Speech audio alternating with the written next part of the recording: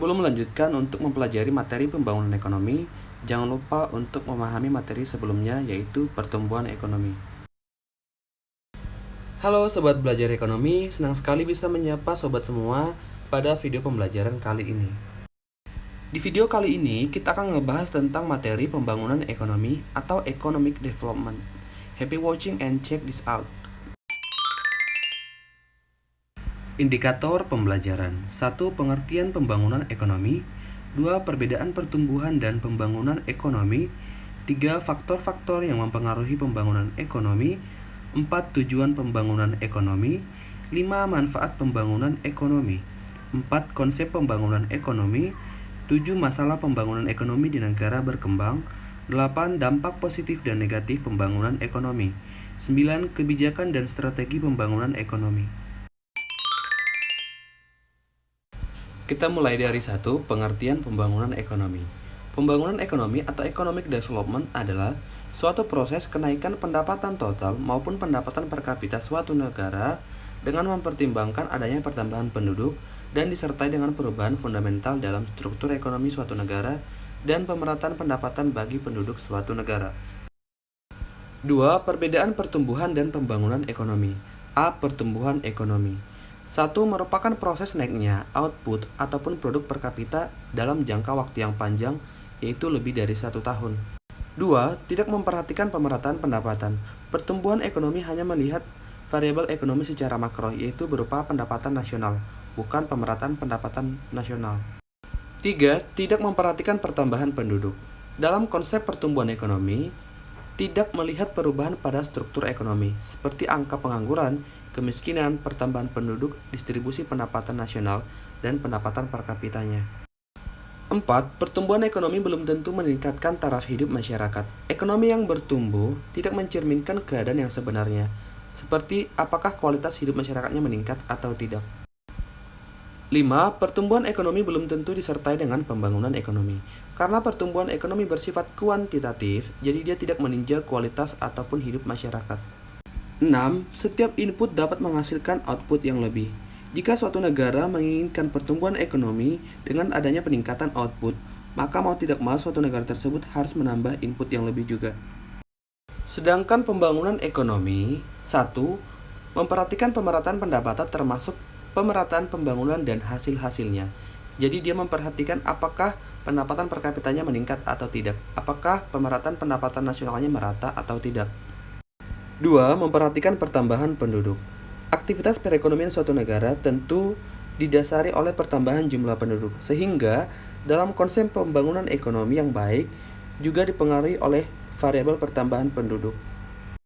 3. Meningkatkan taraf hidup masyarakat. Karena pembangunan ekonomi bersifat kualitatif, maka dia melihat kehidupan manusia atau masyarakat secara individu meningkat atau tidak. 4. Pembangunan ekonomi selalu dibarengi dengan pertumbuhan ekonomi. Jika ekonomi suatu negara bertumbuh, maka otomatis negara tersebut sedang membangun ataupun berkembang. 5. Setiap input selain menghasilkan output yang lebih, banyak juga terjadi perubahan-perubahan kelembagaan dan pengetahuan teknik. Dalam konsep pembangunan ekonomi, terjadi perubahan pada struktur ekonomi, termasuk perubahan-perubahan pada kelembagaan yang ada di masyarakat.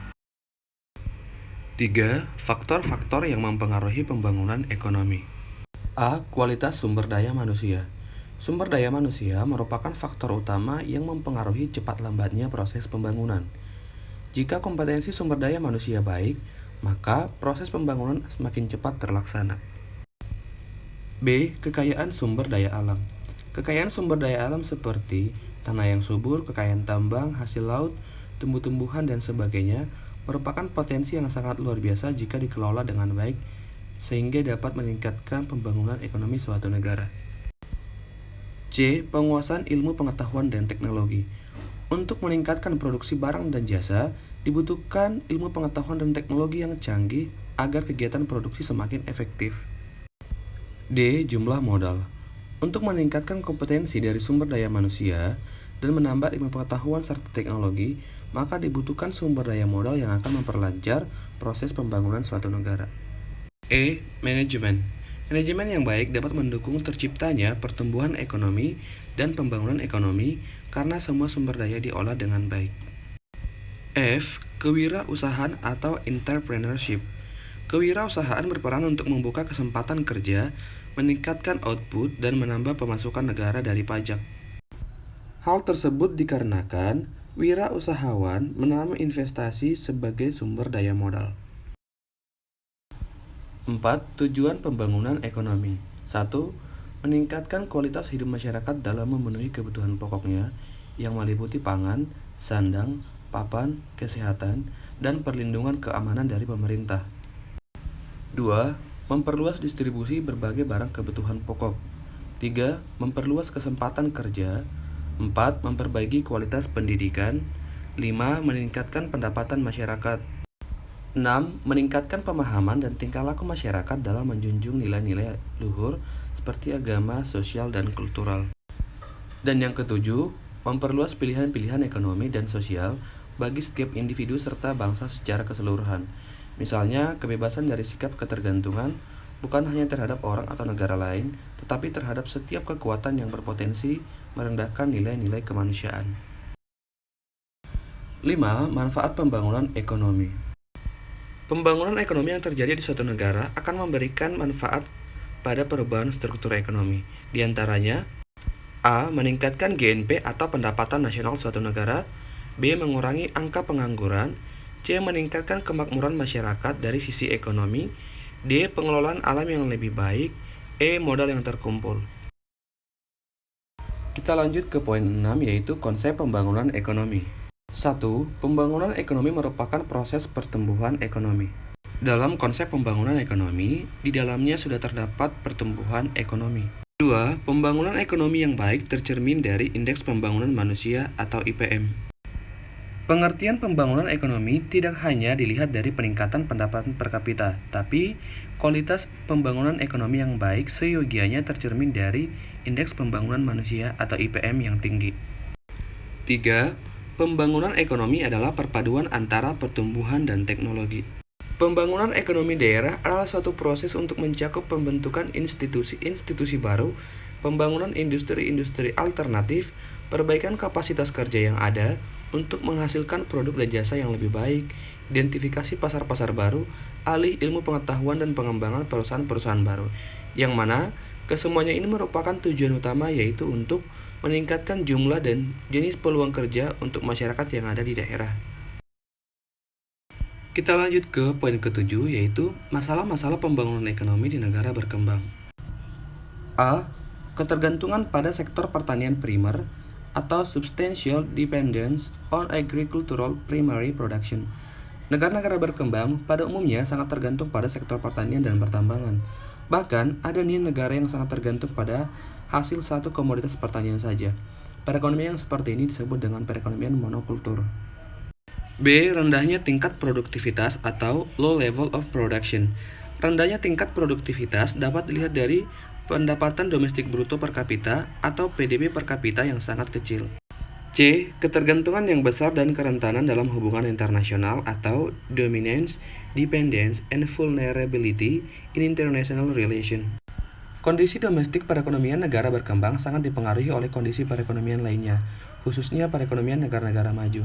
Hal ini terjadi karena lemahnya permintaan domestik yang disebabkan oleh lemahnya permintaan agregat membuat perekonomian sangat mengandalkan pasar ekspor. D. Pasar dan informasi yang tidak sempurna. Keberadaan pasar di negara berkembang juga memberikan informasi yang tidak lengkap. Informasi hanya dikuasai oleh sekelompok kecil pengusaha yang mempunyai hubungan baik dengan birokrasi. Keadaan ini menyebabkan konsumen sering dirugikan. E. Tingginya angka atau tingkat pengangguran atau high rates unemployment. Tingkat pengangguran negara berkembang sangat tinggi. Penyebabnya adalah laju pertumbuhan angkatan kerja yang lebih tinggi di satu pihak dan rendahnya pertumbuhan kesempatan kerja di pihak lain.